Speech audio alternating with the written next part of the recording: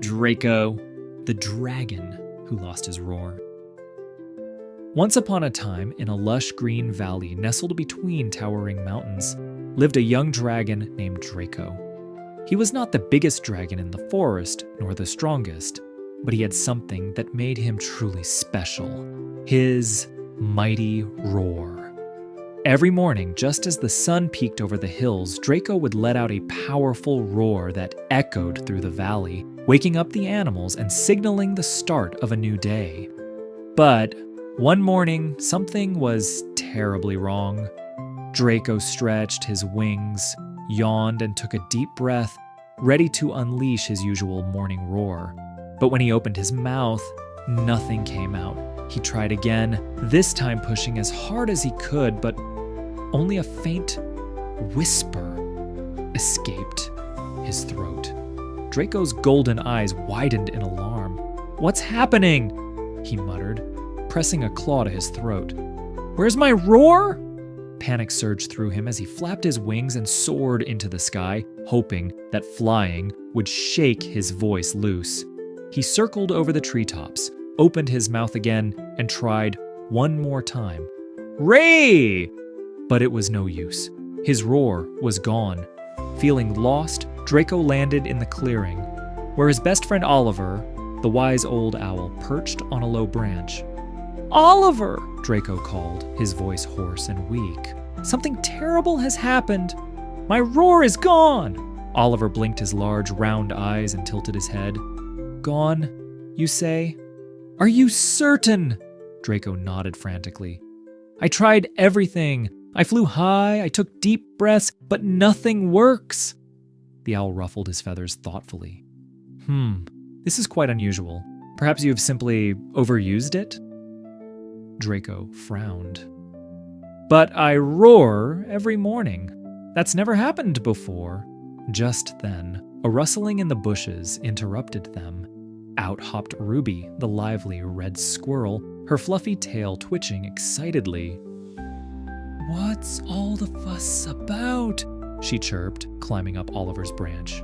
"Draco's roar is missing," Oliver explained. Ruby gasped. "Missing? Where did you put it?" Draco groaned. "I didn't put it anywhere. It just disappeared." Ruby tapped a tiny paw against her chin. "Have you checked under a rock? Or maybe in a tree hollow?" Draco sighed. "Ruby, my roar isn't an acorn. I can't just misplace it." "Well, what are you going to do?" she asked. Draco hesitated. He hadn't thought that far ahead. His roar was part of who he was. Without it, he felt incomplete. Just then, a gentle deer named Lila approached, her large brown eyes full of concern. "Draco, I heard what happened," she said softly. "Maybe the wind carried your roar away?" "The wind?" Draco repeated. Lila nodded. "Sometimes when the wind is strong, it steals the sounds of the forest. Maybe if you stand at the top of the hill and listen carefully, you'll hear your roar echoing back." Draco perked up. "That's a great idea! I'll go right now!" With a powerful beat of his wings, he soared to the highest hill in the valley. The wind whistled around him as he closed his eyes and listened.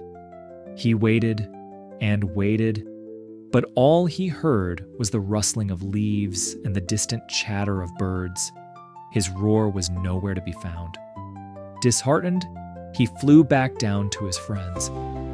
"I didn't hear anything," he said, his wings drooping. Oliver patted Draco's shoulder with his wing. "Perhaps it's not lost at all? Perhaps you're simply meant to find another way to be heard." Draco frowned. "But I don't want another way. I want my roar back." His friends exchanged glances, but said nothing. As the sun dipped below the horizon, Draco sat alone by the river, staring at his reflection. The dragon in the water looked the same as always. Scales gleaming in the fading light, wings folded neatly against his back. But without his roar, he felt different, smaller. A soft breeze rippled across the water, and without thinking, Draco let out a low hum. The gentle sound vibrated in his chest, filling the quiet evening air. It wasn't a roar, but it was something. Draco blinked in surprise. He hummed again, this time a little louder. A nearby family of rabbits perked up their ears. A flock of birds settled on the branches above, tilting their heads as if listening. Even the wind seemed to pause, carrying his hum through the trees. Draco's heart skipped a beat. Could this be something special? As night fell, he lay down under the stars, still humming softly to himself.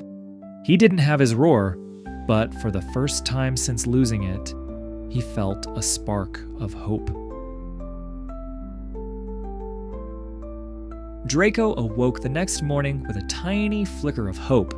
His roar was still missing, but the hum from last night lingered in his mind. It had been small, barely noticeable, yet somehow comforting. He stretched his wings and took a deep breath.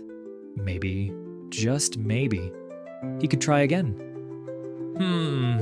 He began letting the sound vibrate through his chest. It was soft at first, like a whisper in the wind, but as he continued, the hum grew deeper and richer. The moment he did, something strange happened. A tiny bluebird perched on a nearby branch let out a cheerful chirp.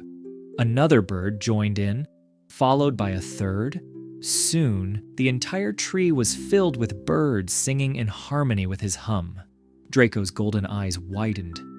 Are they singing with me?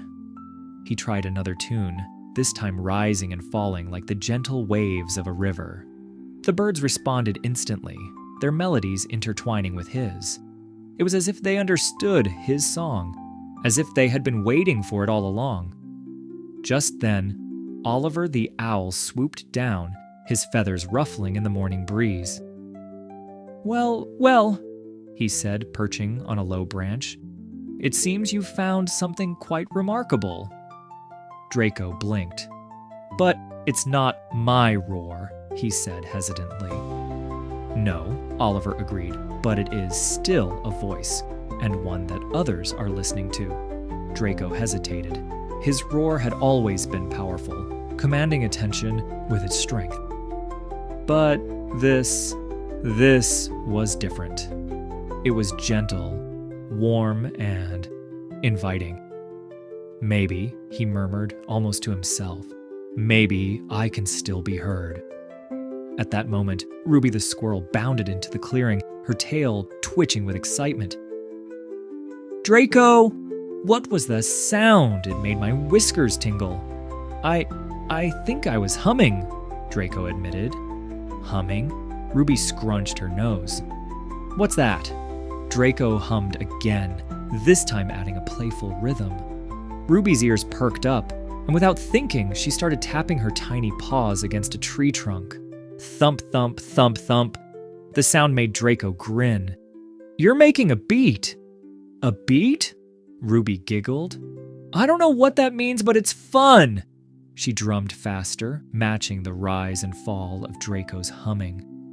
Just then, Lila the deer emerged from the trees, her hooves clicking against the pebbled ground. That's lovely, she said softly. It makes me want to dance. And so she did. Gracefully, she twirled in circles, moving with the rhythm of Draco's hum. Draco watched in awe. His roar had never made anyone dance before.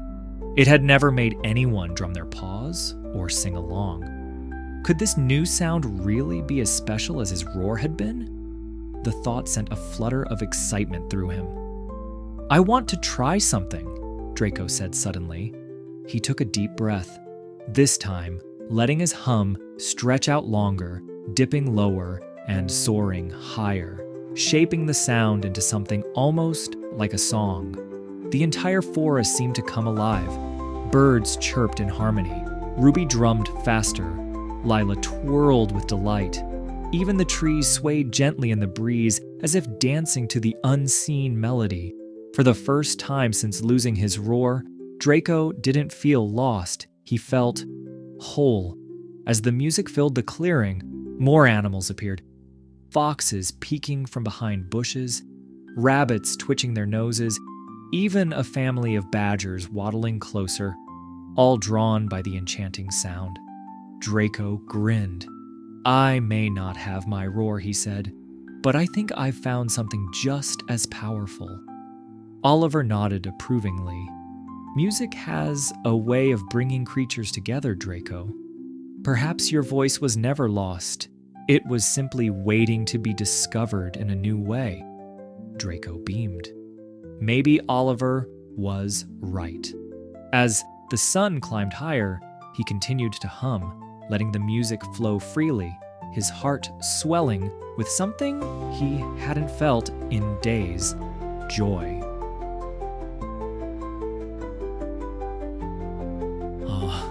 Draco's heart buzzed with excitement as his humming filled the forest. It was different from his mighty roar, but in a way it felt even more magical. Every time he hummed, his forest friends responded. Birds sang along, squirrels drummed on tree trunks, and even the wind seemed to dance with his melody. As the days passed, Draco experimented with different sounds. He discovered that when he hummed slowly, it made the deer sway, gently like tall grass in the breeze. When he hummed fast, the rabbits bounced excitedly, their fluffy tails twitching in rhythm.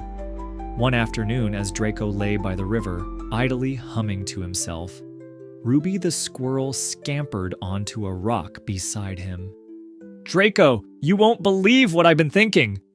she squeaked, her tail flicking with excitement. Draco chuckled. "What is it, Ruby?" She hopped onto his back, as she often did, and whispered, "We should have a concert." "A concert?" Draco tilted his head. "Yes, a big, wonderful concert where everyone plays music together." Ruby spread her tiny paws wide. "Think about it. You're humming, my drumming, the birds singing, the deer dancing. It'll be the most amazing thing the forest has ever seen." Draco blinked, the idea sinking in. A concert.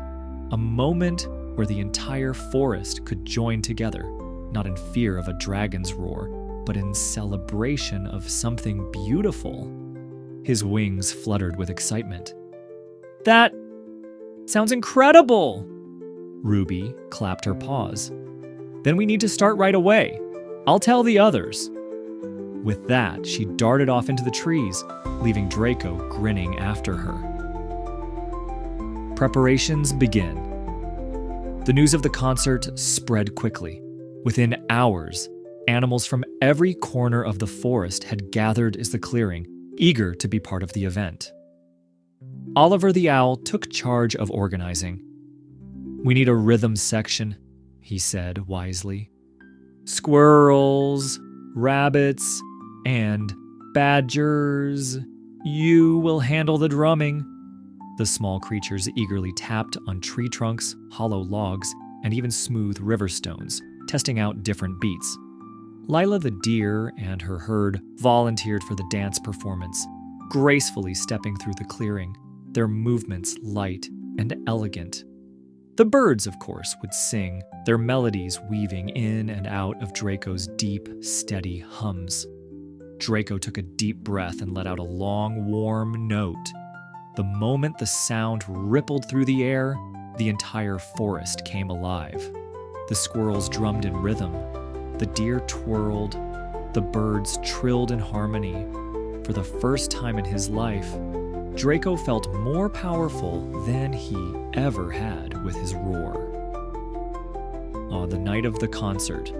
Finally, the night of the concert arrived. The sky stretched above them, deep and dark, dotted with twinkling stars. The moon bathed the forest in silver light as the animals gathered in the clearing, buzzing with excitement. Draco stood at the center, his heart pounding. He had always been known as the dragon with the loudest roar, but now he was something new, something better. Taking a deep breath, he closed his eyes and began to hum. The sound was soft at first, like a gentle breeze, But then it grew, swelling with warmth and life. The birds joined in, their voices rising in a sweet, delicate harmony. The squirrels and rabbits drummed their paws, the steady rhythm pulsing through the ground. Lila and the deer leaped and twirled, their graceful movements weaving through the melody. The entire forest was alive with music. Draco opened his eyes and saw the wonder in his friends' faces. The joy, the connection. As the final note faded into the night, silence fell. Then cheers erupted. The animals clapped, hooted, and stomped their feet in delight. Draco felt something warm bloom in his chest. He had lost his roar, but he had found something even more powerful. He had found his song? The forest was still buzzing with excitement from the concert the night before. Draco had never felt so happy, so connected to his friends. For so long, he had thought his roar was his most important trait, but now he knew his voice in any form had the power to bring others together. As he stretched his wings in the early morning light, Ruby the squirrel scampered onto his back. "Draco! That was the best night ever!" she squeaked. "Did you see how many animals came? Even the shy hedgehogs were dancing." Draco chuckled. "I did, Ruby. I still can't believe it. I never thought humming could be so powerful." Oliver the owl swooped down from his favorite tree, nodding in approval. "Music has always been a force of nature, Draco. It soothes, it inspires, and, as you saw last night, it unites." Draco smiled, feeling a warmth in his chest. "I guess I didn't need my roar to be heard after all." But just as he said those words, a sudden gust of wind rustled through the trees. The sky, which had been a clear blue, darkened as heavy clouds rolled in. A low rumble of thunder echoed through the valley. Lila the deer lifted her head, ears twitching. "That storm is coming fast," she said. Within minutes, rain started to drizzle, then pour. The wind howled through the trees, shaking branches and sending leaves flying. Animals scurried for cover as the storm raged on. Draco, his heart pounding, saw a family of rabbits huddled under a bush, their tiny bodies trembling. A group of birds flapped desperately, struggling to find shelter from the wind. His instincts told him to roar, to let out a mighty sound that would rally everyone together, to let them know he was there to protect them. But his roar was still gone. For the first time in days, panic crept into his heart. "What do I do?" he whispered. Then, like a spark in the darkness, he remembered. His humming. Taking a deep breath, Draco closed his eyes and let a low, steady hum escape his throat. It was deep and calming, like the sound of rolling waves. As the wind howled around him, he made his voice even louder, letting it wrap around the frightened animals like a warm embrace. Slowly, the rabbits stopped shaking. The birds, hearing the familiar tune, found their rhythm and glided to safer branches. Even the deer gathered close, their eyes filled with trust. Draco's song didn't stop the storm, but it gave the animals something to hold on to, a sense of safety, of comfort.